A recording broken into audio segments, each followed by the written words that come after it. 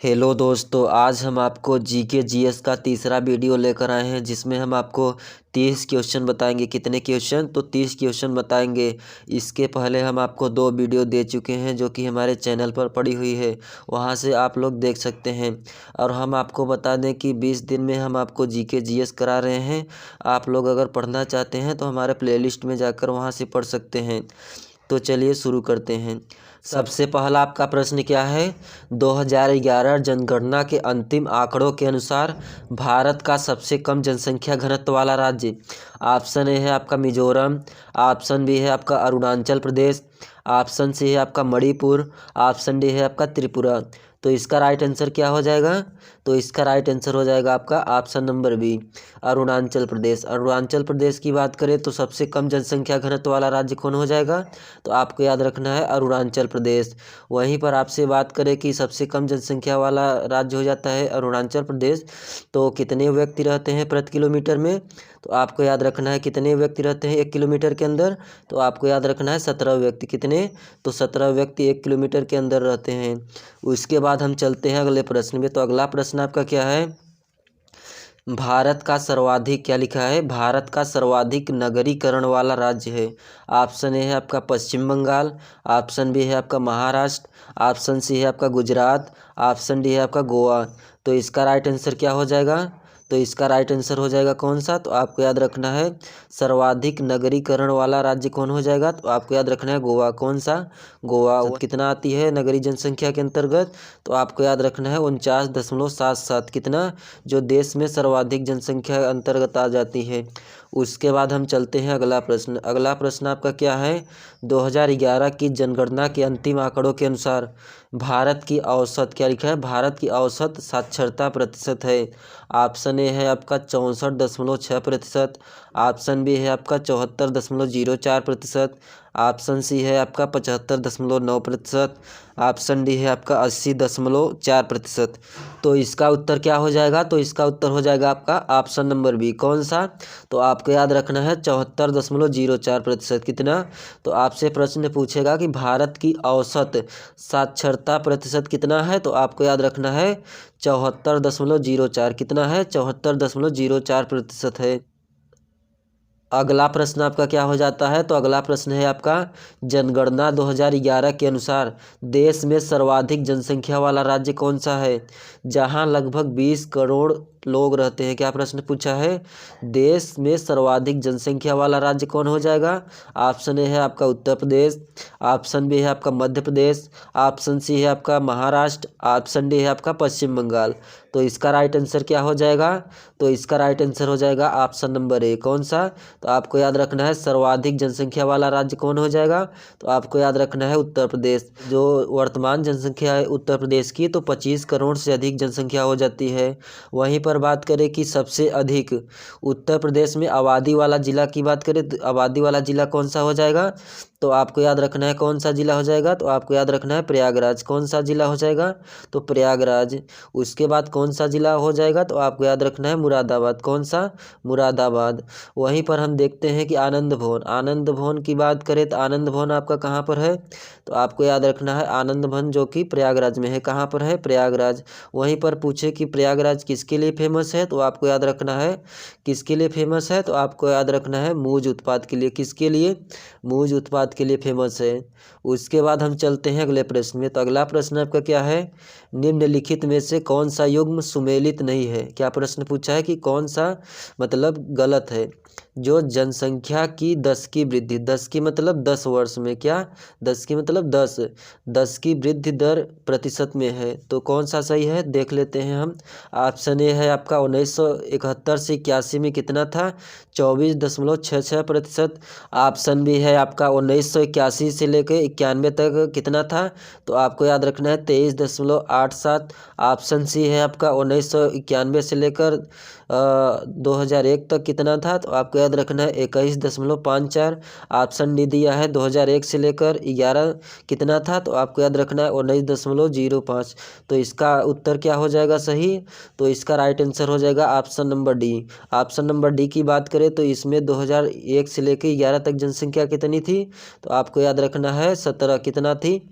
17 64। कितना था? 17.64। और इसमें दिया है 19.05, इसलिए आपका राइट आंसर ये नहीं होगा। और बाकी जो दिया है option A, option B, option C, ये तीनों सही है आपका। ऑप्शन डी में क्या गलती दिया है? तो यहाँ 17 होना चाहिए था, 17.64, तब आपका ऑप्शन डी भी सही होता, इसलिए आपका राइट आंसर हो जाएगा ऑप्शन नंबर डी। उसके बाद हम चलते हैं अगले प्रश्न पे।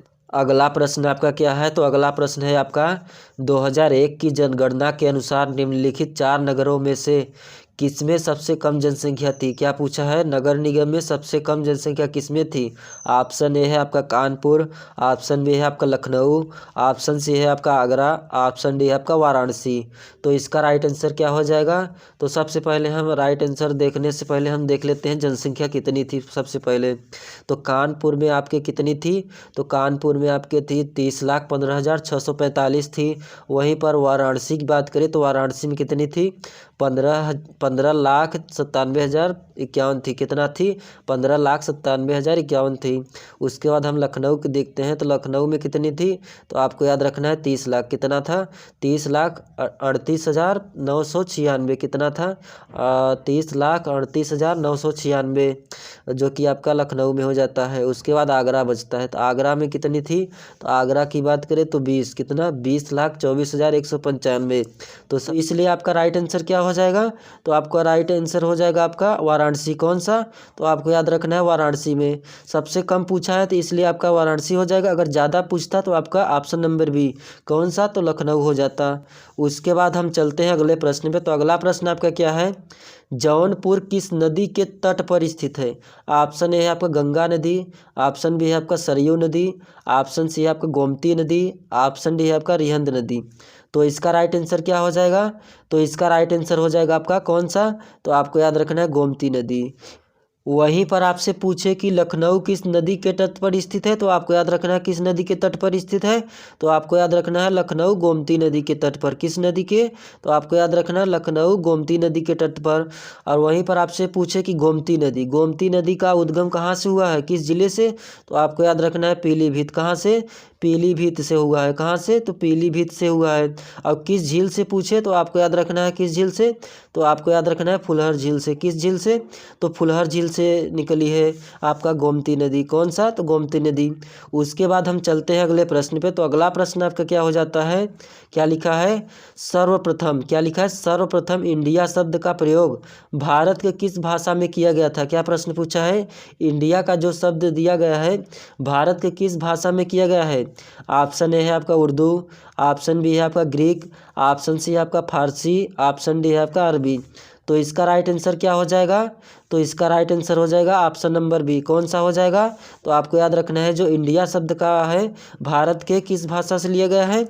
तो आपको याद रखना है ग्रीक भाषा से लिया गया है। किस भाषा से? तो ग्रीक भाषा से। उसके बाद हम चलते हैं अगले प्रश्न पे। तो अगला प्रश्न आपका क्या है? भारत में निम्नलिखित किस राज्य की तटरेखा सबसे लंबी है? क्या पूछा है प्रश्न? किस राज्य की तटरेखा सबसे लंबी है? ऑप्शन ए है आपका महाराष्ट्र, ऑप्शन बी है आपका केरल, ऑप्शन सी है आपका गुजरात, ऑप्शन डी है आपका पश्चिम बंगाल। तो इसका राइट आंसर क्या हो जाएगा? तो इसका राइट आंसर हो जाएगा आपका कौन सा?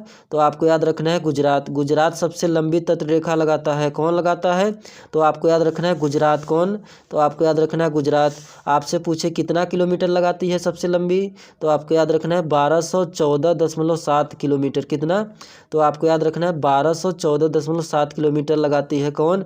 तो आपको याद रखना है गुजरात राज्य लगाते हैं सबसे लंबी सीमा। उसके बाद हम देखते हैं अगला प्रश्न। अगला प्रश्न आपका क्या है? भारत के सुदूर पूर्व में। क्या लिखा है? भारत के सुदूर पूर्व में कौन सा देश भारत के साथ सर्वाधिक लंबी अंतर्राष्ट्रीय सीमा बनाता है?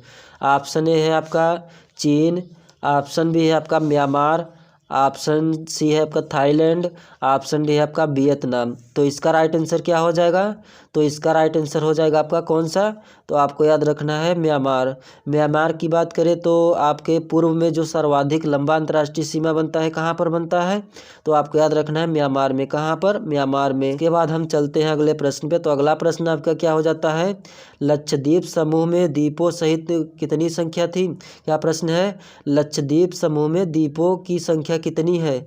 ऑप्शन ए है आपका 17, ऑप्शन बी है आपका 27, ऑप्शन सी है आपका 36, ऑप्शन डी है आपका 47। तो इसका राइट आंसर क्या हो जाएगा?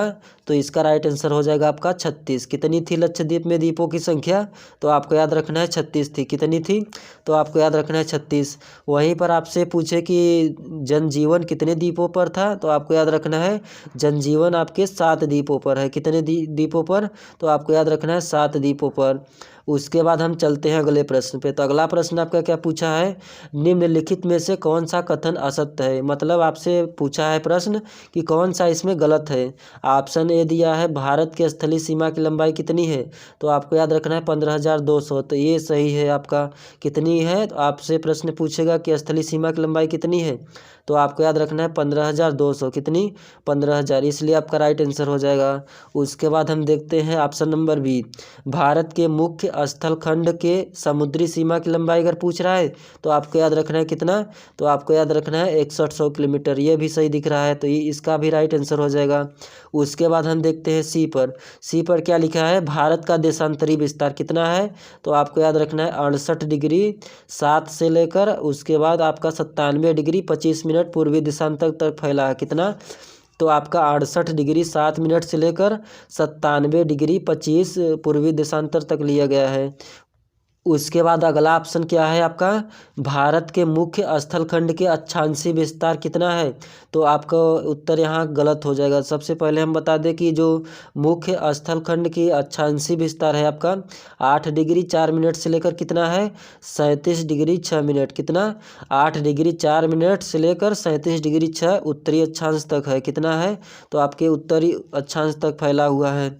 उसके बाद हम देख लेते हैं कि इसका राइट आंसर हो जाएगा। इसलिए आपका पूछा है इसमें असत्य मतलब गलत, तो इसलिए आपका राइट आंसर कौन सा हो जाएगा? तो इसलिए आपका राइट आंसर हो जाएगा ऑप्शन नंबर डी। इसमें आपका यहाँ 6 नहीं होगा 8 होगा। क्या होगा? 8 होगा। इसलिए आपका राइट आंसर नहीं होगा। उसके बाद आपका अगला प्रश्न क्या है? तो अगला प्रश्न है आपका भारत में निम्नलिखित राज्यों में से उन्हें पहचानिए जहां से कर्क रेखा गुजरती है। तो कौन से राज्य हो जाती है आपका? ऑप्शन में दिया है, अभी हम बताएंगे उसके बाद। तो और उसके बाद आपसे क्या पूछा है? उन्हें पूरब से पश्चिम कैसे क्रम में लगाना है? तो उन्हें पूरब से पश्चिम क्रम में लगाना है। तो सबसे पहले हम देख लेते हैं आपका गुजरात आ जाता है, पश्चिम बंगाल, उत्तर प्रदेश, झारखंड, मध्य प्रदेश। उसके बाद आपका आ जाता है बिहार, छत्तीसगढ़। कौन सा?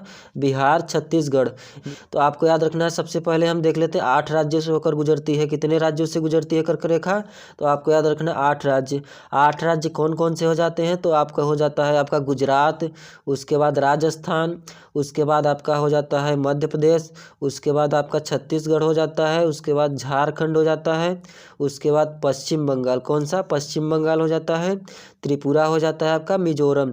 तो कुल कितने राज्य हो जाते हैं कर्क रेखा से? तो आपको याद रखना है 1 2 3 4 5 6 7 8।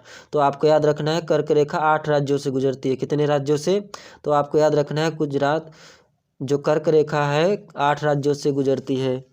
उसके बाद हम चलते हैं अगले प्रश्न पे। तो अगले प्रश्न क्या है आपका? सिलवासा राजधानी है।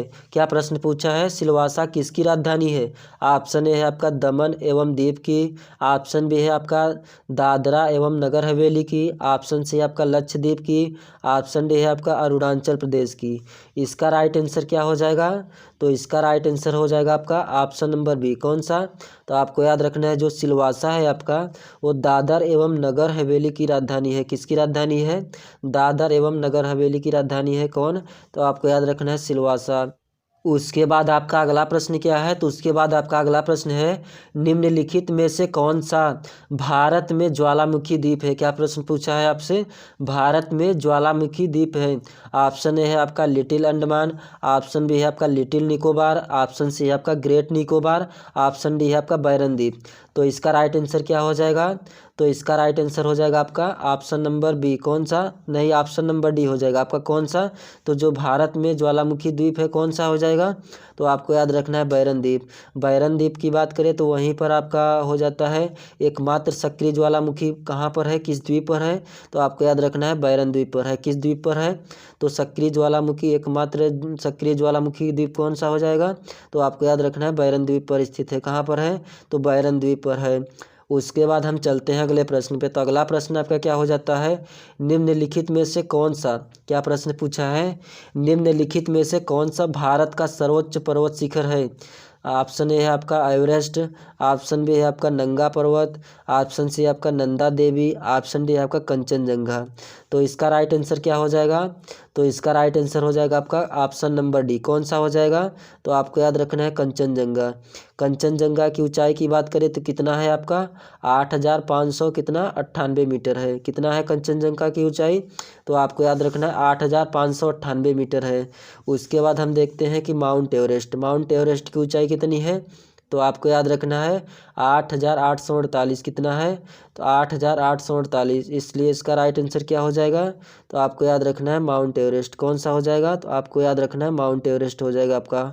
उसके बाद हम चलते हैं अगले प्रश्न पे। तो अगला प्रश्न आपका क्या है, उत्तराखंड की सबसे ऊंची, क्या पूछा है, उत्तराखंड की सबसे ऊंची पर्वत शिखर कौन है।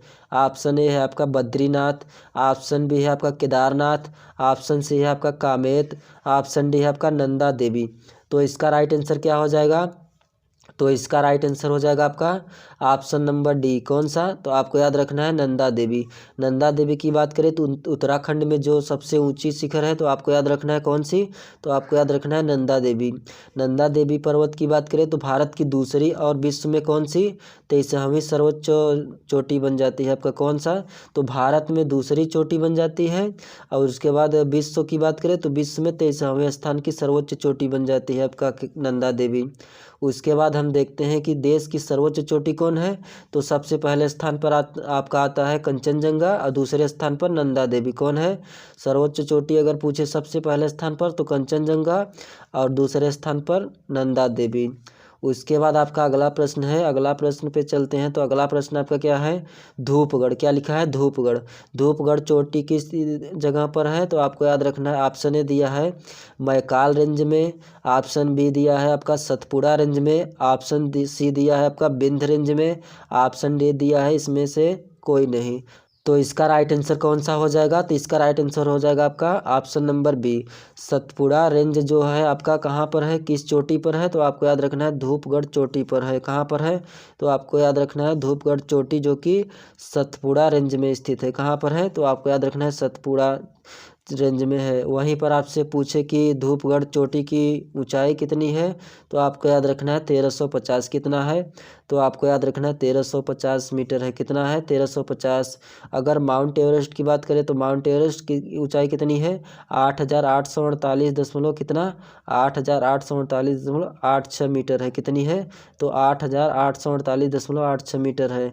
उसके बाद हम चलते हैं अगले प्रश्न पे। तो अगला प्रश्न आपका क्या हो जाता है, हिमाचल प्रदेश, हिमाचल प्रदेश में स्थित दर्रा है।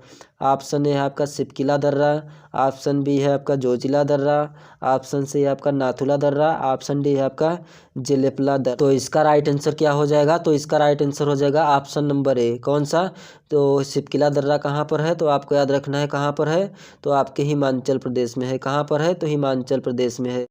उसके बाद आपका अगला प्रश्न क्या है, तो अगला प्रश्न है आपका सूची 1 को सूची 2 में सुमेलित कीजिए। मतलब आपसे पूछा है कि जो सूची 1 दिया है सूची 2 में मिलाना है, किस राज्य में है। ऑप्शन ए है आपका माना दर्रा, माना दर्रा कहाँ पर है, तो आपको याद रखना है उत्तराखंड में। उसके बाद आपका है नाथुला दर्रा, नाथुला दर्रा की बात करें तो कहाँ पर है, तो आपको याद रखना है नाथुला दर्रा कहाँ पर है, तो सिक्किम में है। कहाँ पर है, सिक्किम में।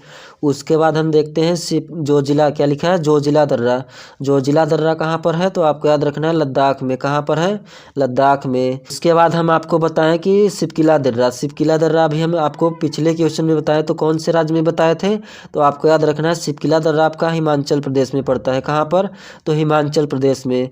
तो हम देख लेते हैं एक बार फिर से कि जो माना दर्रा है कहाँ पर है, तो हो जाएगा आपका उत्तराखंड में। उसके बाद हम देख लेते हैं नाथुला दर्रा, नाथुला दर्रा कहाँ पर है, तो आपको याद रखना है सिक्किम में। कहाँ पर, सिक्किम में। उसके बाद आपका ऑप्शन सी क्या दिया है जोजिला दर्रा, जोजिला दर्रा आपका कहाँ पर पड़ता है, तो आपको याद रखना है लद्दाख में। कहाँ पर, लद्दाख में पड़ जाता है। उसके बाद आपका हो जाता है सिपकिला दर्रा, सिपकिला दर्रा कहाँ पर पाया जाता है, तो आपको याद रखना है किस जगह पाया जाता है, तो आपको याद रखना है हिमाचल प्रदेश में। कहाँ पर, हिमाचल प्रदेश में। इसलिए आपका राइट आंसर क्या हो जाएगा 4, 1, 2, 3। कौन सा, तो 4, 1, 2, 3। देखिए देखते हैं किस ऑप्शन में दिया है उत्तर आपका। तो इसका राइट आंसर क्या हो जाएगा, तो इसका राइट आंसर कौन सा हो जाएगा, तो आपको याद रखना है ऑप्शन नंबर सी। कौन सा हो जाएगा, तो आपको याद रखना है ऑप्शन नंबर सी। उसके बाद हम चलते हैं अगले प्रश्न पे। तो अगला प्रश्न आपका क्या है, निम्नलिखित में से, क्या लिखा है, निम्नलिखित में से कौन नदी बंगाल का शोक कहलाती है। क्या प्रश्न पूछा है, बंगाल का शोक किस नदी को जानते हैं। ऑप्शन ए है आपका सोन, ऑप्शन बी है आपका गंडक, ऑप्शन सी है आपका हुगली, ऑप्शन डी है आपका दामोदर।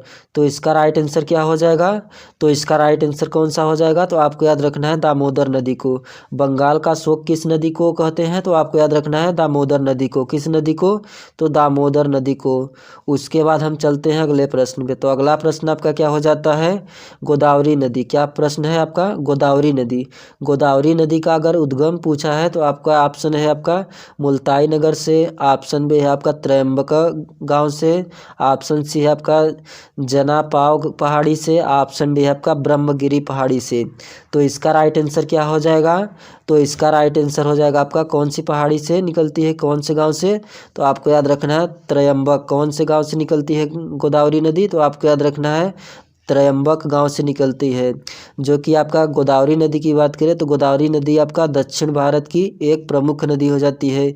अगर वहीं पर आपसे पूछे कि प्रायद्वीपीय भारत की सबसे लंबी नदी, बड़ी नदी अगर पूछे तो आपको याद रखना है गोदावरी नदी। कौन सी नदी हो जाएगी सबसे बड़ी नदी भारत की प्रायद्वीपीय नदी की, तो आपको याद रखना है गोदावरी नदी हो जाएगी। उद्गम अगर पूछ रहा है तो उद्गम आपका त्रयंबक गाँव से हो जाती है। कहाँ से, तो आपको याद रखना है त्रयंबक गाँव से। कहाँ से, त्रयंबक गाँव से। उसके बाद हम चलते हैं अगले प्रश्न पे। तो अगला प्रश्न आपका क्या है, निम्नलिखित में वह नदी कौन सी है जो एक विभ्रंश घाटी से होकर बहती है। क्या प्रश्न पूछा है, वह कौन नदी है जो एक विभ्रंश घाटी से होकर बहती है। ऑप्शन ए है आपका गोदावरी, ऑप्शन बी है आपका नर्मदा, ऑप्शन सी है आपका कृष्णा, ऑप्शन डी है आपका महानदी। तो इसका राइट आंसर क्या हो जाएगा, तो इसका राइट आंसर हो जाएगा आपका कौन सा, तो आपको याद रखना है नर्मदा। कौन सा ऑप्शन होगा, तो आपको याद रखना है नर्मदा नदी। नर्मदा नदी की बात करें तो नर्मदा नदी को और किस नाम से जाना जाता है, तो आपको याद रखना है नर्मदा नदी को एक तो आपको रेवा के नाम से भी जाना जाता है। किस नदी, किस नाम से जाना जाता है, तो जो नर्मदा नदी है उसको रेवा के नाम से भी जाना जाता है। किस नाम से, तो आपको याद रखना है रेवा के नाम से भी जाना जाता है।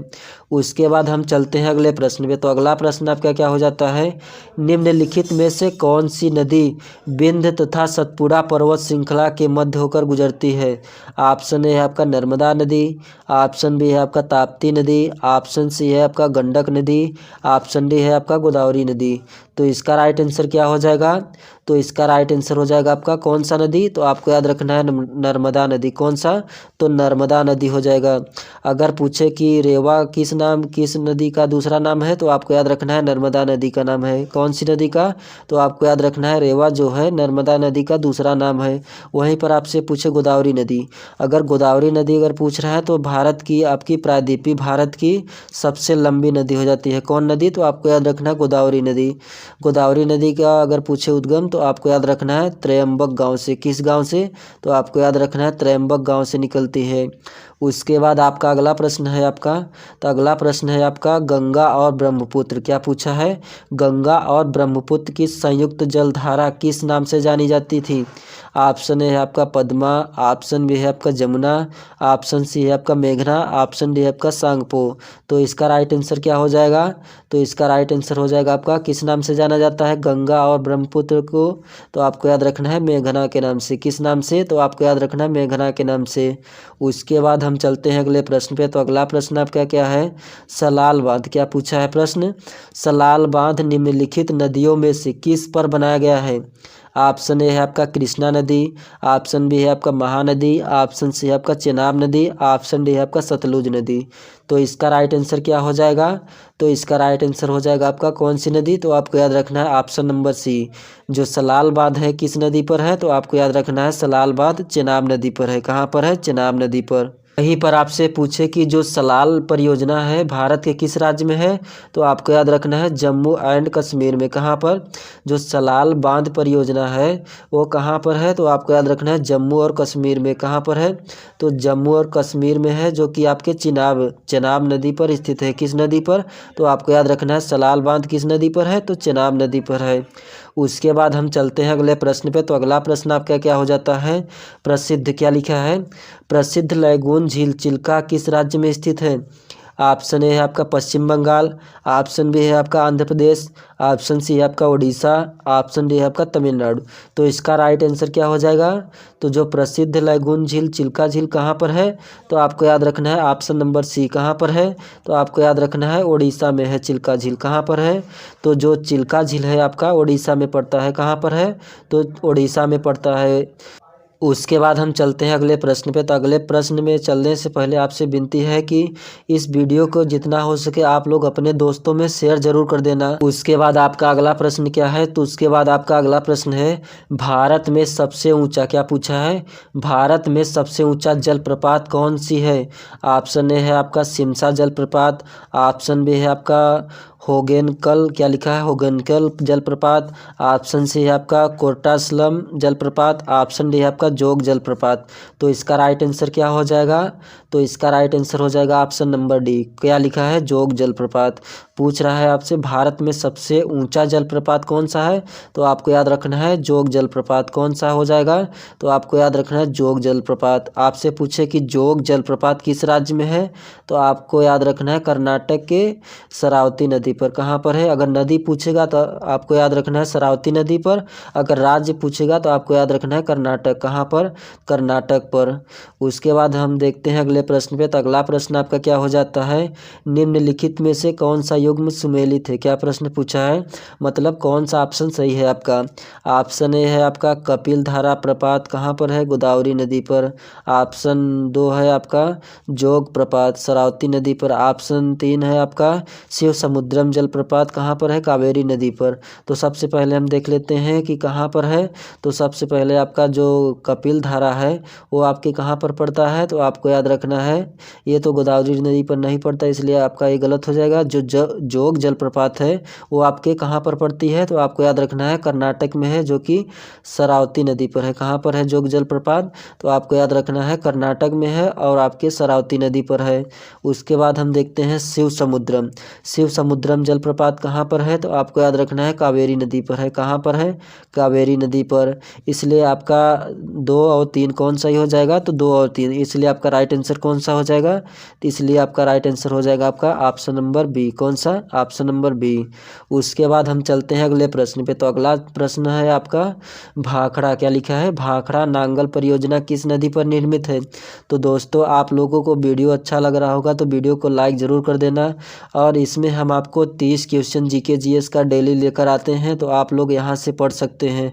अगर आप लोग यूपी जीके स्टैटिक जीके पढ़ना चाहते हैं तो हमारे इसी चैनल पर आप लोग पढ़ सकते हैं, जो कि हम आपको डेली का वीडियो डालते हैं, तो आप लोग यहाँ से पढ़ सकते हैं। तो चलिए हम अगले प्रश्न पे चलते हैं। तो अगला प्रश्न आपका क्या हो जाता है? भाखड़ा नांगल परियोजना, क्या लिखा है? भाखड़ा नांगल परियोजना किस नदी पर निर्मित है? ऑप्शन ए है आपका रावी नदी, ऑप्शन बी है आपका ब्यास नदी, ऑप्शन सी है आपका झेलम नदी, ऑप्शन डी है आपका सतलुज नदी। तो इसका राइट आंसर क्या हो जाएगा? तो इसका राइट आंसर हो जाएगा ऑप्शन नंबर कौन सा? तो आपको याद रखना है भाखड़ा जो नांगल परियोजना है किस नदी पर है, तो आपको याद रखना है सतलुज नदी पर। किस नदी पर है भाखड़ा नांगल परियोजना? तो आपको याद रखना है सतलुज नदी पर। आपसे प्रश्न पूछे कि सतलज जो है यह कितने बांधों से मिलकर बना है, तो आपको याद रखना है कितने बांधों से? तो आपको याद रखना है 2 बांधों से मिलकर बना है। कौन सा? तो आपको याद रखना है सतलज 2 बांधों से मिलकर बना है। अगर पूछे भाखड़ा नांगल परियोजना किस जगह पर है, तो आपको याद रखना है पंजाब में। कहाँ पर है? पंजाब में है। किस नदी पर है? तो आपको याद रखना है सतलुज नदी पर। किस नदी पर? तो सतलुज नदी पर। तो दोस्तों आज का क्वेश्चन समाप्त हो गया आप लोगों का। दोस्तों वीडियो अच्छा लगा होगा तो वीडियो को लाइक कर देना। इसमें हम आपको जीके जीएस का 30 क्वेश्चन बताए हैं। कितने? तो 30 क्वेश्चन हम आपको डेली बताते हैं, तो आप लोग हमारे चैनल से जुड़कर पढ़ सकते हैं। और अगर पीडीएफ डाउनलोड करना चाहते हैं इसका, तो आप लोग इसको हमारे टेलीग्राम चैनल पर, कहाँ पर, तो टेलीग्राम चैनल पर आप लोग जुड़कर पढ़ सकते हैं, क्योंकि वहीं पर आप लोगों को PDF मिलेगी। कहाँ पर मिलेगी तो आपको याद रखना है, टेलीग्राम पर। कहाँ पर मिलेगी PDF? तो टेलीग्राम पर मिलेगी। तो आप लोग इस वीडियो को ज़्यादा से ज़्यादा शेयर ज़रूर कर देना। तो चलिए अगले वीडियो में मिलते हैं, धन्यवाद।